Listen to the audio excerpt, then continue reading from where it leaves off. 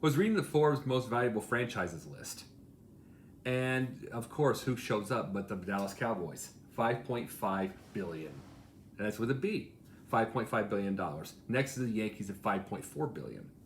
And now, see, one thing I read is how they were wondering, people and the fans were wondering, how are they so valuable? Both of them, like the Dallas has not won in nearly 2 decades, over 2 decades, and the Yankees haven't won in a decade. They're wondering, and see, this is the biggest mistake fans make. Is they think of the money simply as the ticket sales, the concessions they buy, and any of the merchandise that they buy, and they think that's the value. And it's not even close.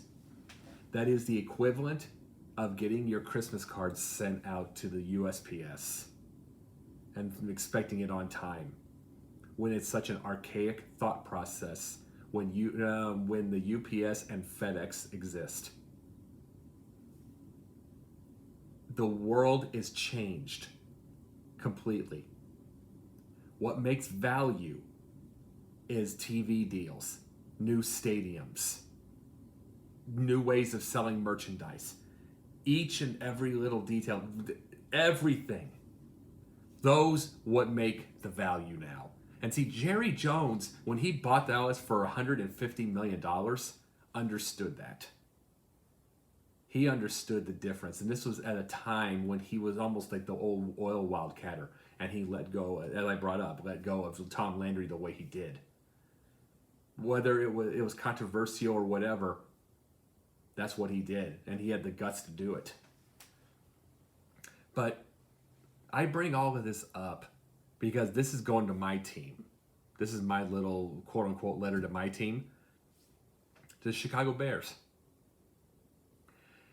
You're acting old in every single way. The only television deal that you have, and you're stealing it right now, sort of, is a Marquee Sports Network in Chicago. It's sort of stolen. That's not a real television network, not a real TV deal. You have a failed renovation from 2002 on your stadium, and it's outdoors and it's cold in January. And you're not getting real free agents that way. You're not. None of any. You're not going to get the high-end wide receivers. They don't want to play in January in 4-degree weather. They don't.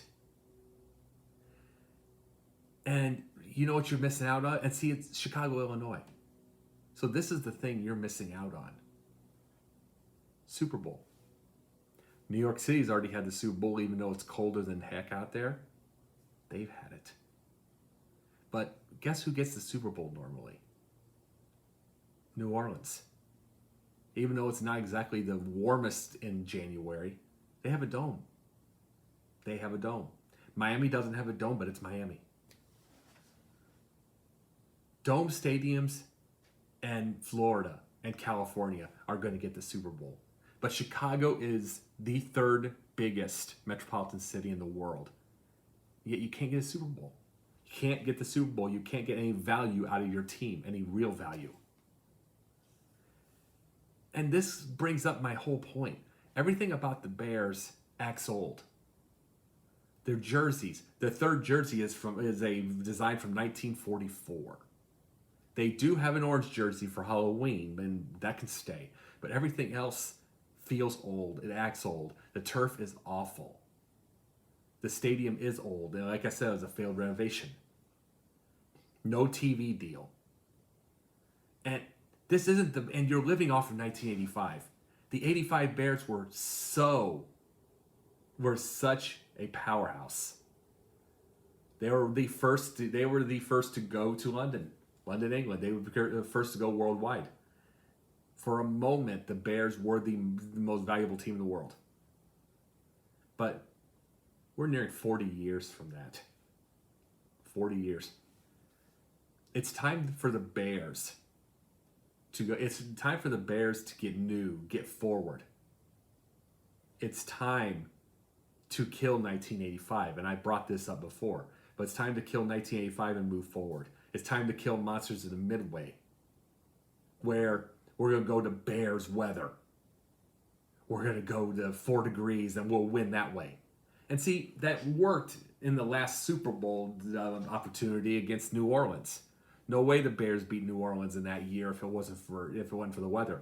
But it doesn't always work.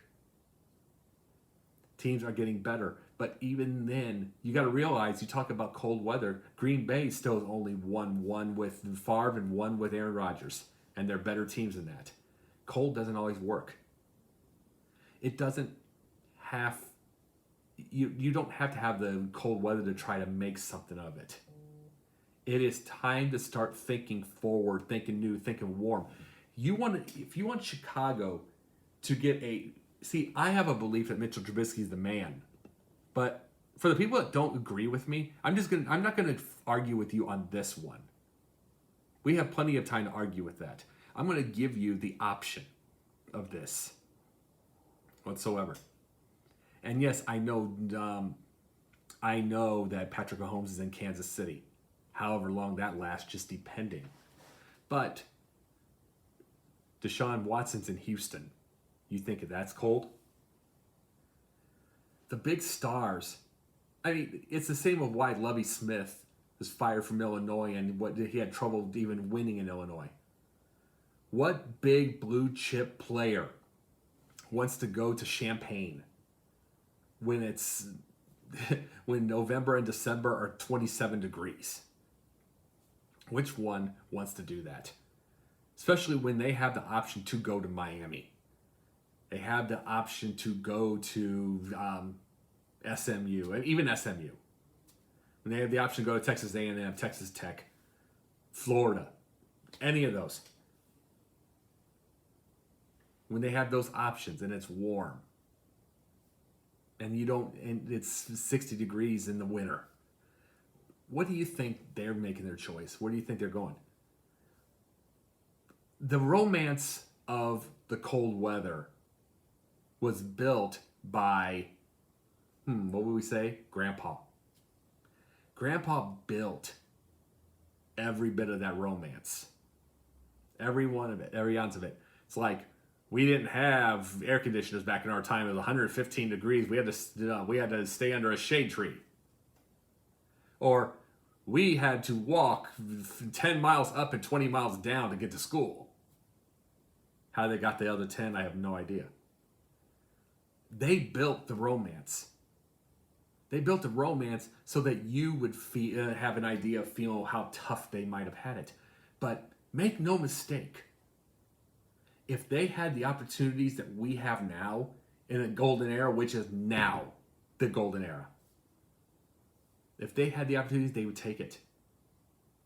I always brought up Larry Bird and playing in 1984 with no air conditioning in Boston Garden. 110 degrees in there. He'd have taken the air conditioning. Without question. Reason LeBron James got cramped is because he was not used to it the way that Larry Bird was. But it's not the point. Larry would have taken what LeBron's had all the time. Every older person that ever made the romance of this would take what we have now. So this is to the Chicago Bears. Build a dome. Get forward. Make it offense. Go fast. End all of this 85 and kill the 85 Bears. Kill the monsters of the Midway.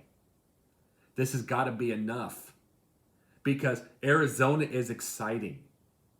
New Orleans is exciting.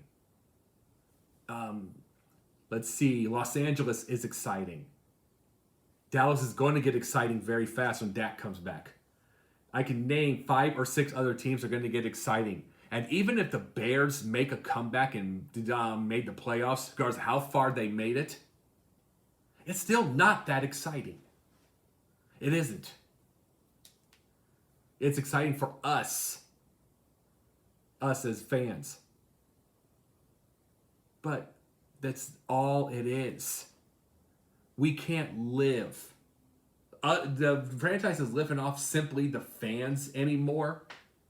It's kind of like any party, any political party living without a women's vote. It's exactly like that. You got to make to be able to survive now, you have to make everyone in this world excited and keep their attention, not just your fans. It's just the way it is. And so the Bears, time to move forward. Hashtag kill the monsters of the Midway.